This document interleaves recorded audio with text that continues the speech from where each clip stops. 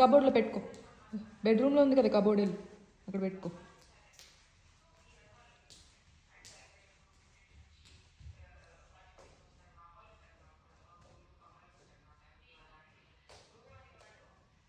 ఏమైంది?